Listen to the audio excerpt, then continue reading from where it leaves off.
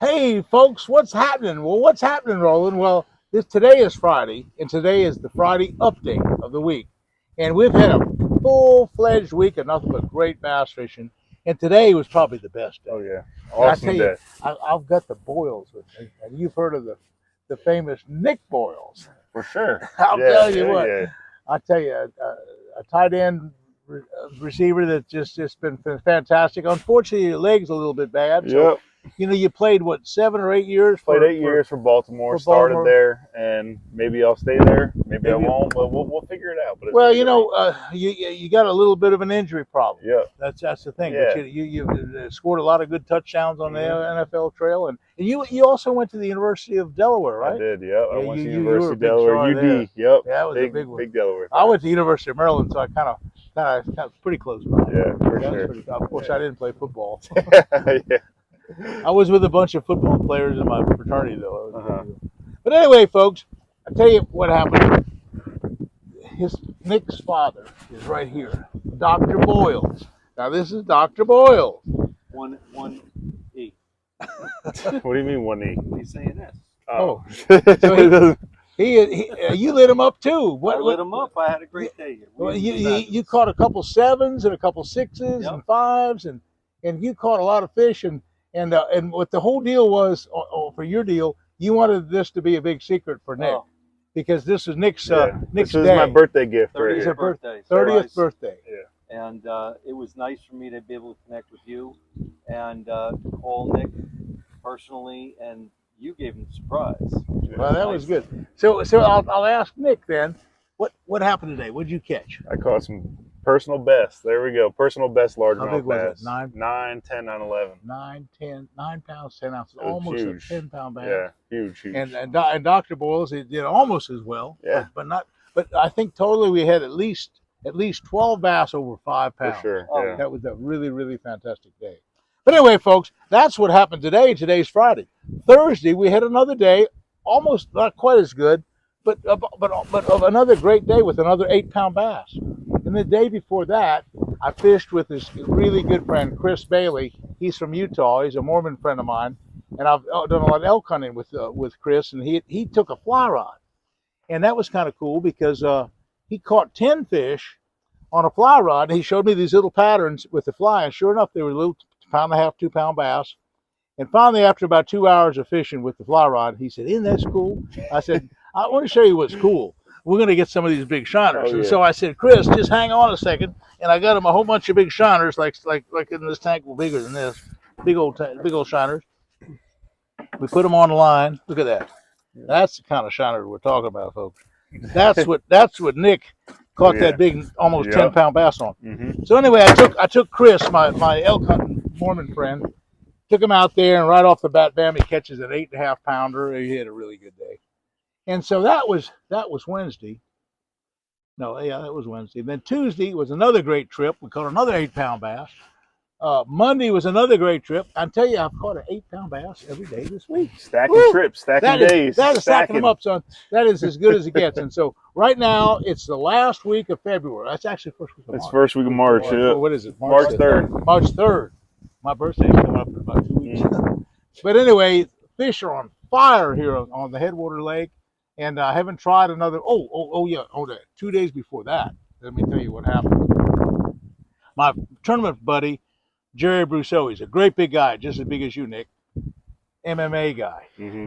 And he came down, and we went in an airboat. You saw him at the Captain Mike that was there today? Yeah, he was there. He was talking about pulling me off the stump. Well, Yep. I took this boat, and with Barry Maynor from Tuscaloosa, Alabama, the three of us got in this boat, and then Captain Mike was in another boat. And we beat our way into Three Forks. Now, you have to understand what this marsh is. This is just one lake of 6 or 7 lakes in the St. Johns River Marsh, and this is the 10,000-acre lake. The Three Forks Lake is 3 times bigger. But in the parking lot, when we launched the other day, there were only, I'm trying to think, there were only 3 or 4 boats. Here at this lake, when we launched, there's 100. Bunch of, we got a line, get like in 100 line. Yeah. So anyway, we got down there. It was an airboat deal, and about destroyed the boat. I knocked my skag off almost, and it hit logs, and it was just a terrible deal. I don't recommend anybody trying to take a boat in there. Airboats are fine. I took this boat in there. I've taken it in there 3 times now, And out of four trips in there, we've taken 2 bass now over 9 pounds. In fact, the other day with Captain Mike he caught a bass with Jerry when Jerry was in his airboat, and it weighed 9 pounds. What was the size of your bass? It was right at that. It was right at that, something like that. But the point is, it's a trophy lake. You know, whenever you find a lake as big as this lake, there's places that just aren't even being fished. Even though there's 100 boats in the parking lot, there's little secret places all the time. Sometimes I'll come out here and I'll fish for the whole day and won't see anybody. But we didn't see many people today. We don't see many boats out here. So there's nobody right now. And there's a whole bunch of people here. Yeah. But anyway, that Three Forks is even more remote. And the point is that we caught, at least Captain Mike caught that almost 10-pound bass. And then I went in there another time just doing a little YouTube video, and I caught a 9.5 on a little Cinco, a little worm. So the point is, here in South Florida, with particularly all these lakes that are connected with the St. Johns River Marsh, there's just unlimited opportunities for bass fishing. Yeah. I mean, we're fishing shiners today, but we could have easily fished. Well, we caught a couple on topwater. We used that little popper. Your dad caught a couple on that. Yep. You caught a couple on the Devil Horse. They were 3 or 4 pounds. Yep. That wasn't too bad. But the point is, there's a lot of opportunities here in the St. Johns River Marsh area and Central Florida in general. This is the time to really catch them. Oh, hey, Doc, how many minutes is gone by? Can you see it? It's hard to see. 6 minutes? Well, I'm going to go another minute and talk about, I don't know what I can talk about. I can talk. Oh, I can talk forever. Let's go. I can talk about how I caught the bait. You know, one of the problems that we had over the last couple of weeks that I've been complaining about was that we had a scarcity of shiners. Couldn't find the shiners for a while. So what I did today and what I did all week really was I went out earlier, because once the sun gets up bright like this and it's an afternoon thing, the shiners, I guess they feed up or they go deep or they go somewhere, and it's just we don't get very many of them. So for the last 4 or 5 days, I've gone out there earlier. And like this morning, we were throwing the net at about, what, 8 o'clock? 8:30. 8:30. Yeah. It was 8:30.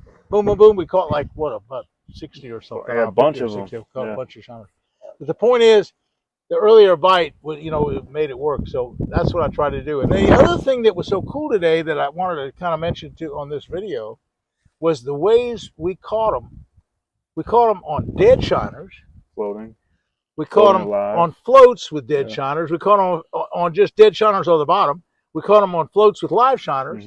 And then we took that little spinning rod, this little one here, or whatever one of them, and we put those little bitty minnows on there. Those little bitsy things. In fact, there's a couple of them here. And we caught 5-pound bass on these little minnows. These little minnows, oh, they're real small. They're smaller than that. That's one of the big ones. There's a bunch of little bitty minnows in there that they produce well. Oh, yeah. Remember we got some big fish on those. Yeah, on Doc the reel. Yeah, Doc was jerking on them. He jerked about 5 or 6 in a row. Yeah. So anyway, there's just a lot of ways to catch fish here.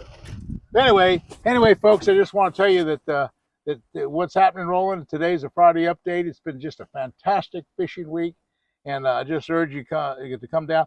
But here's the key: watch the weather. What you don't want a big cold front.